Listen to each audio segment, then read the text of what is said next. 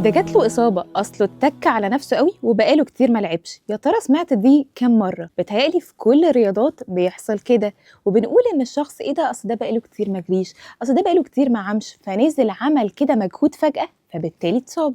ده اللي أنت بتعمله في رمضان، إن أنت ممكن تكون بتعمل فروضك أصلًا بالعافية وبتأخّر الصلاة وبتصلّي على آخر دقيقتين، وتقرر إن أنت تشمّر أول ما يدخل رمضان، وده أنا هاعمل كل حاجة 100%. فبالتالي بتتصاب من أول أسبوع. فلو عملت كده للأسف هاقول لك إن أنت هتخسر رمضان.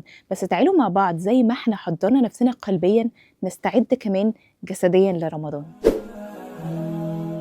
أول وأهم حاجة إن أنت تستشعر نفحات رمضان، يعني تبدأ كده بقلبك تستشعر الهدايا اللي ربنا سبحانه وتعالى هيديها لك في رمضان، وأولها إن بتفتح أبواب الجنة وتغلق أبواب النار، وبيكون في كل ليلة عتقاء من النار. يعني إيه؟ يعني أنت لو اتكتبت من عتقاء من النار يعني مش داخل النار تاني.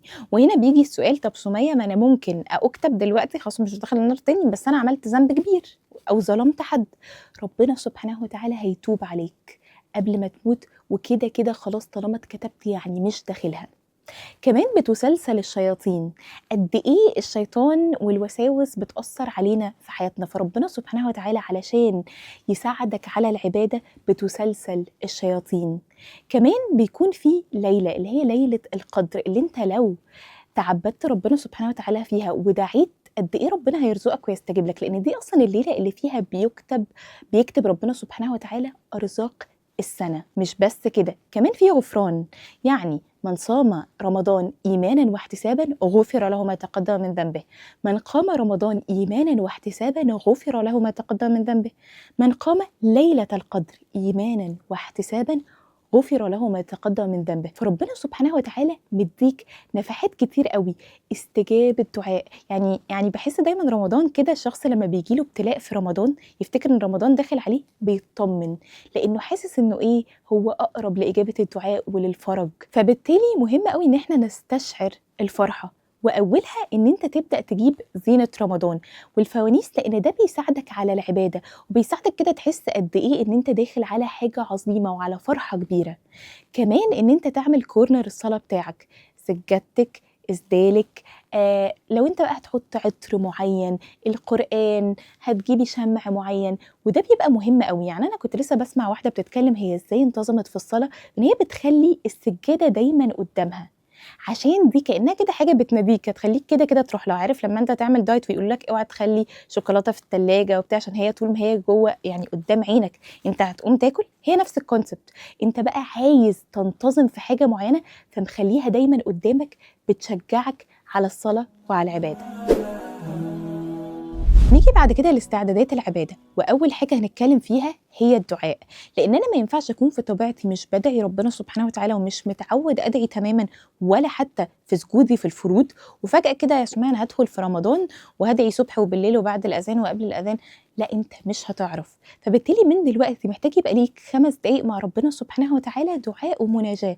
دعاء احنا أكيد كلنا عارفين يا رب أنا عايز كذا، إنما المناجاة فكرة إن أنت تتكلم مع ربنا سبحانه وتعالى وتفضفض له اللي حصل في يومك، زي ما كانت مامة السيدة مريم عملت لما قالت ربي إني وضعتها أنثى والله أعلم بما وضعت وليس الذكر كالأنثى. كانت بتتكلم مع ربنا سبحانه وتعالى بتقول له يا رب أنا خلفت وطلعت بنت، وأنت أعلم إنه البنت مش زي الولد، لأن هي كانت بتهب المولود ده لربنا سبحانه وتعالى عشان ياخد باله من بيت المقدس، فبالتالي كانت حاسه ان الاليق هو الذكر. فهو ده فكره ان انت تتكلم مع ربنا سبحانه وتعالى، ودايما اربطها بعاده معينه. يعني مثلا اول ما اصحى هيبقى ليه 5 دقايق مع ربنا سبحانه وتعالى كده بتجه للقبله وبتكلم معاه، بترفع ايدك وتتكلم وتدعي. او مثلا تخليها بالليل، وتقدر كمان تربطها بقيام الليل. فانت لو انت هتبدا تعمل ركعه واحده كل يوم قبل حد رمضان في قيام الليل، فأنا باعمل الركعة دي ويبقى لي 5 دقايق باتكلم فيهم مع ربنا سبحانه وتعالى. كمان فكرة قراءة القرآن أو تلاوة القرآن، لو أنت شخص مش متعود خالص إن هو يقرأ القرآن، تبدأ على الأقل بصفحتين كل يوم. فهاقول إن كل واحد على حسب مستواه، ولكن لو أنت طبيعتك مش بتقرأ خالص، يبقى أنا هابدأ بصفحتين كل يوم، ويبقى ليّا كمان مثلًا على الأقل صورة كده واحدة سماع، لإن السماع ده بيزوّد في الخشوع بطريقة غير طبيعية. يعني أحد العلماء لمّا جه يسألني يعني عن هو شايف يعني إن الأغاني هل هي حلال والّا حرام، أو العلماء قالوا عنها إيه، فرَد قال: "أنا مش هاقول غير إن أنت لو بتسمع أغاني زوّد معاها قرآن، يعني أنا باسمع أغاني كمّل عادي اسمع، ولكن ابدأ بقى حُط في وِرد كده من اللي أنت وِرد كده يبقى سماع قرآن."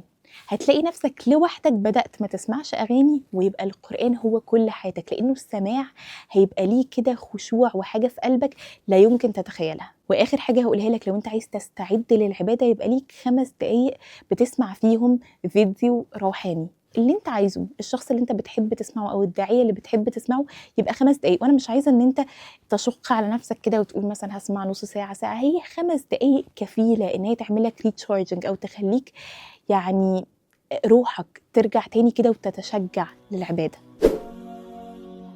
من أكتر الحاجات اللي بتصعّب علينا الصيام وإن أنت تتعوّد عليه، هو لو حد مدمن قهوة أو سجاير، وهنا بيحصل ما يسمى بأعراض الانسحاب، اللي بيكونوا 3 حاجات: عصبية، تعب عام، بتبقى حاسة طول الوقت إن أنتِ همدانة، وبيكون في صداع.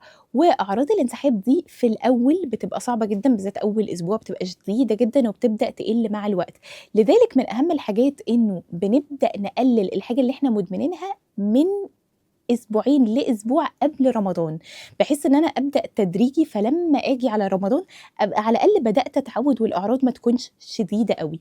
فلو واحدة مثلًا مدمنة القهوة وبتشرب 4 في اليوم، هنخلّيهم 3، بعدين هنخلّيهم 2، تقدري تخلّي التالت ده مثلًا decaf، بتشربي كوباية ولكن من غير كافيين.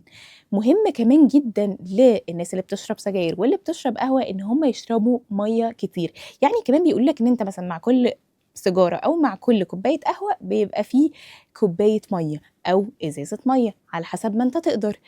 كمان بقى لمّا آجي أكلمِك في رمضان نفسه، لمّا آجي أتكلم على السحور، في السحور مش بنشرب معاه قهوة خالص، لإنه ده كمان بيأثّر جدًا على نومنا.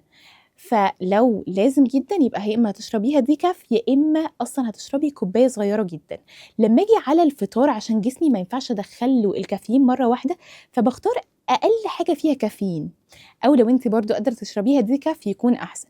بعد بقى التراويح بتقدري تشربي قهوتِك براحتك جدًا وفنجانِك اللي يضبط ويروّق مزاجِك. فبالتالي خلّي بالك إن كل استعداد أنت بتعمله ده بيكون في ميزان حسناتك، لإن أنت بتستعد رمضان وبتستعد للصيام، خلّي جواك كده نيّة، بالذات للناس اللي بتشرب سجاير، إنه فيما بعد هو نِفْسه إنه يبطّل، ولعل رمضان ده يكون فرصة.